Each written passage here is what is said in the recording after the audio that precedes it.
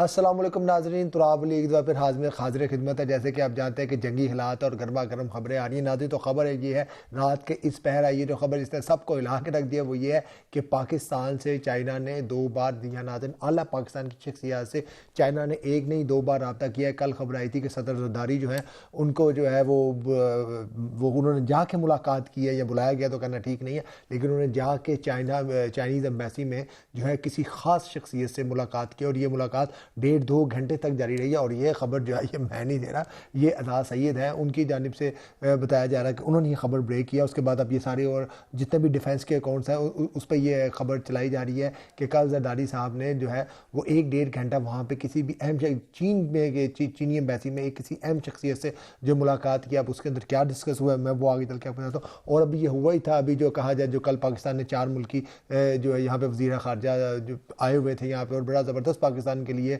जो बताया जा रहा है कि एक डिप्लोमेटिक विन पाकिस्तान के लिए कहा जा रहा था कि पाकिस्तान जो है वो सालसी का किरदार अदा कर रहा है, जिसमें वो कुछ जो लोग हैं जिनकी आदत है कि यार नहीं, हमने किसी ना किसी तरीके पाकिस्तान जो है वो उसे लेट डाउन करना और हमने तारीफ नहीं होने देनी। वो ये कहते हैं कि नहीं देखें, इसमें जो है वो मेन फरीक तो है नहीं, इसके अंदर जो है अमेरिका नहीं है, जो है वो इराक़ची साहब नहीं है, ईरान है, ये लोग आए क्यों नहीं। मुझे लगता है वाकई ने आना चाहिए था, अमेरिका को भी कोई ना कोई अपना जो है वो बंदा नुमाइंदा भेजना चाहिए था, और यहाँ से इराक़ची साहब को भी आना चाहिए था, और जंग जो है वो किसी तरफ लगती, कोई ना कोई मामला इसमें तय होते नजर आते। लेकिन अब ये खबर आ रही है कि कल जो है एक बहुत बड़ी अहम पेशरफ्त हुई है, और उसके बाद अब ये कहा जा रहा है कि अगले हफ्ते, जी हाँ नाज़रीन, अगले हफ्ते ये बहुत बहुत ज़्यादा इस बात का इम्कान है कि ईरान से इराक़ी साहब और अमेरिका से JD वैंस साहब जो कि अमेरिकी नए सदर हैं, वो क्योंकि आपको पता है वो जंग के वैसे ही खिलाफ हैं, और ट्रंप के हवाले से भी बताया जा रहा है कि वो उसकी पॉलिसी को लेकर नाखुश नहीं है। और मैं आगे जाके बताऊँगा आपको कि उनके बारे में कहा जा रहा हो सकता है नवंबर से पहले पहले, नाज़रीन, नवंबर से पहले पहले इस साल जो है अमरीकी सदर जो है वो फारग हो जाए, और जो है ये JD वैंस साहब ये जो है ये सदारत का संभालें। और ख़बरें उनके मतलब ये सोशल उन्हीं का मीडिया बता रहा है कि अब जो है उन्होंने जो कुछ मीटिंग्स भी लेना शुरू कर दी हैं, और ट्रंप के मतलब जो है बताया जा रहा है कि अब एक आज भी हामिद मीर साहब का कॉलम भी एक छपा है, और अमेरिकी मीडिया के अंदर भी ये बात आ रही है कि ट्रंप जो है वो दिमागी तौर पर स्टेबल नहीं है, और हो सकता है कि उसे पागल करार दे के या आर्टिकल 525 का इस्तेमाल करके उसे फारग कर दिया जाए, और जो उसकी जगह जो है वो JD वैंस को ली जाए, जो बंदा जो डिसीजन करे दुनिया को वापस नॉर्मेलिटी की तरफ लाया जा सके। तो ये खबरें हैं कि हो सकता है कि अगले हफ्ते जो है वो JD वैंस पाकिस्तान आए, और पाकिस्तान जो है वो ईरान और अमेरिका के दरमियान सालसी कराने पर कामयाब हो जाए। और दूसरी बात यह है कि पाकिस्तान ने जो है, तीसरी सबसे अहम बात यह है कि पाकिस्तान ने जो है वो खुलकर इसराइल को धमकी लगा दी है। अगर पाकिस्तान ने कहा जा रहा था कि ईरान के अंदर जो पाकिस्तानी एम्बेसी है या पाकिस्तानी एसेट्स हैं, हो सकता है इसराइल उनको भी नुकसान पहुंचाए, तो पाकिस्तान ने उन्हें खुल के इसराइल को बता दिया कि भाई हमें कतर शतर या इस तरह का कोई मुल्क ना समझना, हम तुम्हें इतनी फैंटी लगाएंगे कि तुम याद कर रखोगे, और कोई भी तुम ये गलती से भी ना सोचना कि तुम्हारा कोई मिसाइल यहाँ के गिरेगा और तुमको बाद में कहोगे हो कोलैटरल, ऐसा कुछ नहीं होगा। पाकिस्तान ने खुल के कहा, ख्वाजा आसिम की तरफ से अगर ये करें तो ऐसी हरकत हम इनको लगा बता देंगे, इनको फैंटी लगाएंगे। खुलेआम पाकिस्तान ने इनको धमकी दी, और ये जो कह रहे थे ना कि वहाँ से अगर ईरानी वफ्द आएगा तो उसे रास्ते में उड़ा देंगे, ऐसा कुछ नहीं होगा। अगर ये करते हैं तो पाकिस्तान भरपूर जवाब देगा, जो है इनको भरपूर जवाब देगा। तो नाज़रीन अब चलते हैं कि अब ये क्या, और कल जो मैं आपको बता रहा था कि कल जो आसिफ जरदारी की मुलाकात हुई है, हमारे प्रेसिडेंट है, और आज इसहाक डार साहब को जो है वो बीजिंग बुलाया गया, और वो बीजिंग जा रहे हैं। इतना ही ज़रूरी क्यों है, अब बताया जा रहा है कि कल जो चौधरी साहब ने ये अपने खबर दी अपने व्लॉग में कि इब्नाए हुर्मुज़ का कंट्रोल, जी हाँ नाज़रीन, इब्नाए हुर्मुज़ का जो कंट्रोल है, जहाँ से दुनिया इस टाइम पूरी दुनिया चौक हुई पड़ी है, उसका कंट्रोल जो है वो कहा जा रहा है कि वो पाकिस्तान को देने की बात हो रही है, कि वो है पाकिस्तान को दिया जाएगा। ना इस पर अमेरिका को इतराज़ होगा, ना ही इस पर ईरान को इतराज़ है, और दुनिया भी यही चाहती है कि यहाँ से जो है वो तेल गुजारा जाए। अब ये होता है कैसे होता है, ये एक लहरा डिबेट है, लेकिन ये खबर आ रही है कि इसका कंट्रोल जो है वो हो सकता है पाकिस्तान को दिया जाए। क्योंकि आपको पता है कि पाकिस्तान को ही इजाज़त मिल जाए कि वहाँ से जो है वो 20 के करीब जहाज़ गुजार ले, और अभी कहा जा रहा है कि अगर ऐसा हो जाए तो पाकिस्तान के लिए एक बहुत बड़ी ये खबर है, बहुत बड़ी लॉटरी है पाकिस्तान की। पाकिस्तान वहाँ से जो है वो अपनी सर्विसेज के पैसे चार्ज करे, और अपना जो है हमारा तो सिलसिला चल पड़ेगा। लेकिन ये होगा कैसे, इसमें बहुत ज़्यादा टेक्निकलिटीज़ इन्वॉल्व है। अरब मुल्क तो जो है वो यकीनन यही चाहेंगे कि जो है इसका कंट्रोल जो है वो पाकिस्तान में दी क्या में दिया। लेकिन अब आप देखें ये मामला इतना सादा भी मुझे लग नहीं रहा, क्योंकि अब मेरे ख्याल से अब दुनिया जो है वो बिल्कुल 2 ब्लॉक्स में बंटने का वक्त आ गया है। एक दिन के अंदर पहले सदर से मुलाकात, उसके बाद आप वज़ीर ख़जाना को बीजिंग बुला लेना, क्योंकि अब देखें ना रूस ने भी जो है वो अपना जो सप्लाई बंद कर दिया है। उसने कहा मैं किसी को पेट्रोल नहीं दूंगा, पहले मैं अपनी ज़रूरत जो है हमारी घरेलू ज़रूरत है वो पूरी करूँगा। सिर्फ साफ नज़र आ रहा है कि उसने अब जो है यूरोप की और अमेरिका की बाजू मरोड़ने का फ़ैसला नहीं किया, बाजू तोड़ने का फ़ैसला कर लिया। ये जो बड़े मुआहदे करते फिर ना जाके यूक्रेन को, जो इन्होंने आगे आगे किया है कि हम ये यूक्रेन से टेक्नोलॉजी लेके जो है वो अरब ममालिक में दे दें और इसराइल को बचाएं, और जिस तरह यानी कि अरबों डॉलर जो है वो यूक्रेन के पास आ जाए और ज़ेलेंस्की बच जाए, तो रूस ने अब इनको आखिरी हद तक जो है वो खबर सिखाने का, इनको जो है वो सबक सिखाने का फ़ैसला कर लिया। और उसके साथ ही एक बड़ी डेवलपमेंट ये हुई है नाजरीन, ये है कि आपने वो शुमाली कोरिया के जो है सदर, उन्होंने क्या किया, उन्होंने पहले कल परसों तो उन्होंने अपना एक मिसाइल चलाया जिसकी बताया जाता है कि 10-12 हज़ार किलोमीटर जिसकी रेंज है, बैलिस्टिक इंटरकॉन्टिनेंटल बैलिस्टिक मिसाइल है। आज भी मैं देख रहा था कि उन्होंने जानबूझ के वो इस तरह की वीडियो छोड़े हैं कि वो अपनी फ़ौज को जंग के लिए तैयार रहने का हुक्म दे रहे हैं और उनकी जो है वो मुशाहिदा कर रहे हैं, आके देख रहे हैं कि फ़ौज में जो है क्या तैयारियाँ कैसी हैं, फ़ौज की जंगी तैयारी एकदम उनको क्या ज़रूरत पड़ गई जंगी तैयारियों की। उनके पास तो एटम बम है ऑलरेडी, उन्होंने खालबन 2004-05 में बना लिया था, एटमी दवा कर लिए थे, तब से अब तक उनसे किसी ने पंगा नहीं लिया। तो एकदम ऐसा लग रहा है कि उनको भी जो है वो कहा जा रहा है कि जैसे कि तुम जंग की तैयारी करो, जैसे कि वो भी जंग में कूदने वाले हैं। यहाँ से प्यूतन है, अगर आप देखें जो प्यूतन साहब हैं, उनके भी बड़े एग्रेसिव बयान आ रहे हैं। इधर से जो है चाइना है वो मेरा ख्याल से, क्योंकि अगर आप इब्न हुर्मुज़ बंद है, उधर से रेड सी बंद होने जा रहा है, उसी कह रहे हैं रेड सी बंद होने जा रहा है, रूस पेट्रोल नहीं दे रहा, तो सबसे ज़्यादा जो सस्ता तेल है अगर बंद, या तेल की तमन्नाई है जो चाइना है सबसे ज़्यादा, तो उसको ज़रूरत है, अमेरिका से भी ज़्यादा उसको ज़रूरत है। तो इस सब में मुझे लग रहा है कि चाइना ने अब कोई डिसाइसिव जो है वो एक किसी तरफ लगने का फ़ैसला कर लिया है। मेरा ख्याल से है कि पाकिस्तान को अब बहुत सोच समझ के अपने जो है वो कार्ड खेलने चाहिए। हमें भी जो इस मौके से फ़ायदा उठाते हुए ईरान पाकिस्तान गैस पाइपलाइन है उसे जल्द बहाल करना चाहिए, उससे जो है वो चाइना तक हमें जो है वो भेजना चाहिए। क्या मुमकिन है कि चाइना ये मुतालबा कर दे कि जो मैं सी पैक है उसे बहाल करके पाकिस्तान के ज़रिए जो है वो पेट्रोल लेके जाऊंगा। पता नहीं इसकी इंटरनेशनल क्या कॉम्प्लिकेशन है, अमेरिका इजाज़त देता है नहीं देता। वैसे चाइना को कोई इजाज़त की ज़रूरत नहीं है, लेकिन अब ये दुनिया में एक नया वर्ल्ड ऑर्डर बन रहा है अगर, तो इससे मुझे लगता है कि ये अब आने वाला वक्त जो है पाकिस्तान के लिए बिल्कुल दिलेर फैसले करने का है, क्योंकि अब हमें किसी ना किसी ब्लॉक में तो अब जाना ही पड़ेगा। अब मुझे नहीं लगता कि ये दुनिया अब से जो ऐसे चलेगी।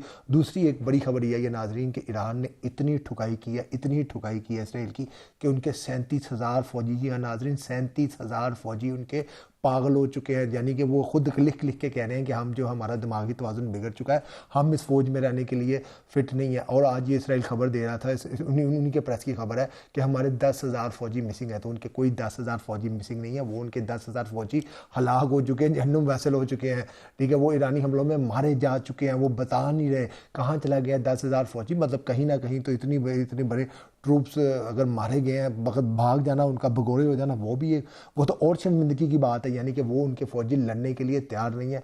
असला जैसे मैंने आपको कल बताया था उनका मुकम्मल ख़त्म हो चुका है, 10,000 फौजियों का उनका हलाक हो जाना। और अब ये खबर आना कि 37,000 फौजी ने ख़त लिख दिए हैं कि वो कह रहे हैं कि हम ट्रॉमे में हम जंग नहीं लड़ सकते। यानी कि वो खुद अपने आप को पागल डिक्लेयर कर रहे हैं। उनका एयर चीफ कह रहा है कि हमारी जो फ़ौज है वो किसी टाइम भी इसमें बगावत हो सकती है। कल आपने देखा जिस तरह नेतन्याहू के खिलाफ वहाँ पे मुजाहरे हो रहे हैं, अमेरिका में 80 लाख लोग सड़कों पे आ चुके हैं। तो मैं ये देख रहा था कि अमेरिका और ये नेतन्याहू की वजह से जो है हज़ारों लाखों बच्चे, करोड़ों बच्चे बल्कि स्कूल जाने से कासिर है। तो इसमें मैं देख रहा था कि मलाला का मुझे तो कोई ट्वीट नज़र नहीं आया कि भाई गर्ल्स एजुकेशन पे बहुत ज़्यादा जो है वो हर्ज हो रहा है, बच्चियाँ जो है वो तलीम हासिल करने से जो है वो कासिर है और उन पर कोई पाबंदी नहीं है। सिर्फ ये पाबंदी है कि बेचारी अपने घरों से ट्रांसपोर्ट की वजह से स्कूल नहीं जा सकती, उस्तादा नहीं आ सकते। तो मलाला को चाहिए बाएँ आकर ट्वीट करें, वेस्टर्न ताकतों का ज़मीर को झंझोरे, उन्हें बताया कि कितने जालिम लोग हो तुम, क्यों मासूम बच्चों को जो है वो स्कूल जाने नहीं दे रहे। अच्छा हमारे नहीं, वहाँ पे यूरोप के अंदर भी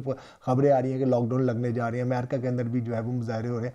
तो मैं चाहता हूँ कि इस तरह की जो सेन वाचीज़ है वो आके आएँ, आप आके बताएँ और बोलें दुनिया को, वही ये बड़े दरिंदे लोग हैं, इनसे जो है वो दुनिया का जान छोड़ना कितनी ज़रूरी है। कि वहाँ पर अमेरिका के अंदर रजीम चेंज की बातें उन्हें लगी है। तो मैं चाहता हूँ कि इस तरह के लोग आएँ और रजीम चेंज को जो है वो सपोर्ट करें। देखें ये करते हैं ये नहीं करते। दूसरी नाज़रीन खबर आई है कि जो पोप हैं, जो ईसाइयों के सबसे बड़े पेशवा हैं, जो ईसाइयों के मजहबी पेशवा है, सारी दुनिया में उनकी बात सुनी जाती है, पोप ने इस जंग की मुखालफत कर दी है। पीट हेग्सबर्ग जो बड़े अपने आप को क्रूसेड वॉरियर कहते थे, उनके मुंह पर उन्होंने तमाचा दे मारा। उन्होंने साफ पोप ने कहा है कि जंगों में शामिल होने वाले और जंगों की ख्वाहिश रखने वाले, शामिल तो नहीं कि जो लोग जंगें करते हैं या जंगों में जो शौक के लिए जंगें लड़ते हैं, खुदा उनकी कोई भी दुआ कबूल नहीं करता। तो ये उन्होंने साफ साफ अमेरिका को बताया कि भाई तुम ये जो क्रिश्चियनिटी के नाम पे जो है क्रिश्चियन रेजिस्टेंस के नाम पे तुम जंगें लड़ रहे हो, ये बेसिकली तुम्हारे जहन का फतूर है, तुम लोगों के लिए तेल की लालच में जंग लड़ रहे हो, इसका मज़हब के साथ it has nothing to do with religion. क्यों? और दूसरी जानब आप देखें कि हमारे मुल्क के अंदर से भी जो देवबंदी हैं, वहाबी हैं, सभी इस जो है वो जंग में जो है वो ईरान के साथ है, क्योंकि ये जंग तो मजलूम और जालिम की है। इसमें कहाँ से कोई फ़िरका वारियत या तफरका आ गया या कोई मज़हब आ गया? इधर से पोप की जानिब से बयान आ रहा है, इधर से हमारे जो है लीडर, जो मजहबी लीडर हैं, उनकी तरफ से बयान आ रहा है कि ये इस जंग में जो है कोई तफरके की बिना पे नहीं है, ये एक इंसानियत की बिना पे जंग है। एक मौलाना फजलुर रहमान का बयान है, वो सुन के थोड़ा सा मैं शौक हुआ। वो कह रहे थे कि भाई ये मोहम्मद बिन सलमान की जो तौहीन है, उम्मत की तौहीन है, भाई एक अरब शहज़ादी की तौहीन पूरी उम्मत की कैसे तौहीन होगी? बात छोड़े, अब मैं इस पर ज़्यादा डिटेल में डिस्कस नहीं करना चाहता। मौलाना साहब वो जिस लोग जिनकी तौहीन हुई है उनके मुंह से कोई अल्फाज नहीं निकल रहे, अमेरिका के लिए सख्त अल्फाज नहीं निकल रहे, तो आपको क्या मतलब, क्यों आप लोगों को यहाँ पे? चलो छोड़े, वो फिर बात किसी और तरफ निकल जाएगी।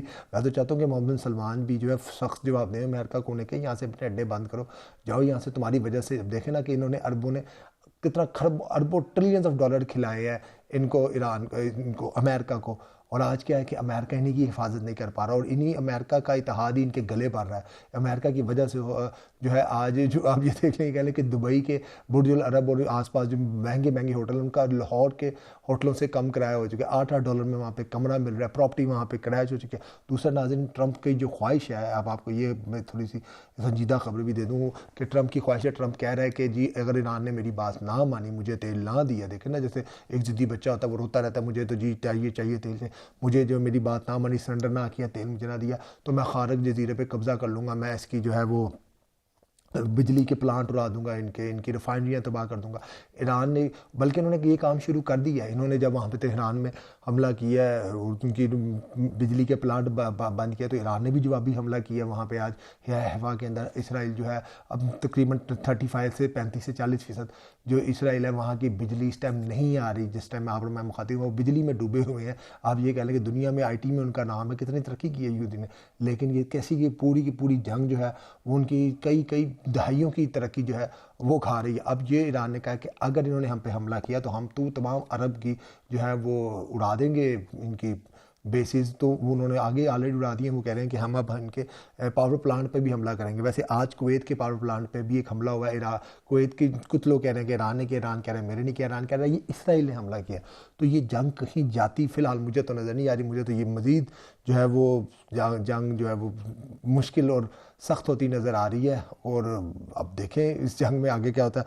और एक जो बड़ी खबर आपको नाज़रीन और देता चलूँ, ट्रंप साहब का जो ख्वाब है वो इस तरीके से कि 50,000 के करीब, नाज़रीन जी हाँ, 50,000 के करीब जो इनके मिडल ईस्ट के अंदर फ़ौजी थे वो ईरान की सरहदों में पहुँच चुके हैं। और कुछ पता नहीं है इस पागल ट्रंप का, ये किसी टाइम भी ईरान के अंदर अरब ममालिक के थ्रू दाखिल करने की जो है वो इजाज़त दे दे। अगर ऐसा करता है तो अपने ज़िबा कराएगा लोगों को वहाँ, क्योंकि मैंने जहाँ पे देखा है उनकी जो इन एहतजाजों के अंदर लोग वहाँ पे औरतें कह रही हैं कि कमांडर दिन की बात मत माने, अपने फ़ौजी जो है वापस बुलाए वहाँ पे। अब तक अब देखें क्या होता है। वो ट्रंप कह रहा है, ईरान कह रहा है मैं इनके कई हज़ार फ़ौजी जो है मैं ऑलरेडी इनके मार चुका हूँ। तो मुझे लगता है ट्रंप अपने हज़ारों यहाँ पे जो है वो फ़ौजी जो है वो मरवाएगा। लेकिन क्या पता कोई सेंस परवेल कर जाए अमेरिका के अंदर ही, जिस तरह अब एहतजाज का जो सिलसिला जो है वो शुरू हो चुका है, तो उससे लगता है कि शायद जो है वो ये कत्लो गारत रुक जाए। अगर लेकिन अब जो भी होना ये हफ्ते 10 दिन के अंदर हो जाना है। ये जंग अब किसी तरफ लगनी है, अब मैं आपको ये बता दूं।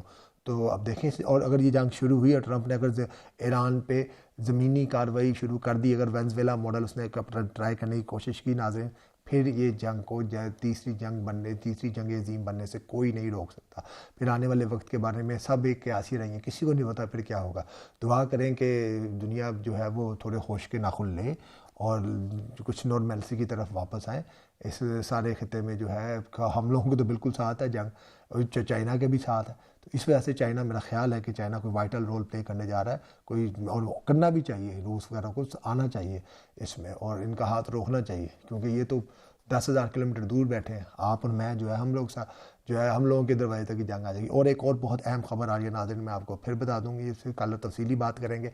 भारत जो है वो कोई अपने मुल्क के अंदर जो है उसने पूरा माहौल तैयार कर लिया मोदी साहब के जो आपको पता है कि जिस तरीके से उनकी वहाँ पर गैर मकबूल हो चुके हैं, थू हो रही है पूरी उनकी, जानबूझ के वो पाकिस्तान के ख़िलाफ़ बयान दे रहे हैं, पाकिस्तान के खिलाफ फिल्में बना रहे हैं। अब खबरें आ रही हैं, कुछ इंटेलिजेंस सोर्सेज बता रहे हैं कि भारत कोई भी अपने मुल्क में फॉल्स फ्लैग ऑपरेशन, ये पलगामा जैसा कोई भी इस तरह का ऑपरेशन करवा के जो है पाकिस्तान का जो है वो ईस्टर्न बॉर्डर जो है उसको गर्म कर सकता है। तो वो भारत, क्योंकि इसराइल का एक ग्रैंड मंसूबा है कि हर तरफ से जो है मुसलमानों को मारा जाए, तो भारत की जानिब से भी हमें फुली जो है वो चौकन्ना रहने की ज़रूरत है। मुझे लगता है भारत आने वाले दिनों में कुछ ना कुछ इस तरह की हरकत करेगा, क्योंकि इस टाइम मोदी भी वहाँ पे कोई, मुझे नहीं लगता कि मोदी साहब जो है वो 2-4 महीने निकाले।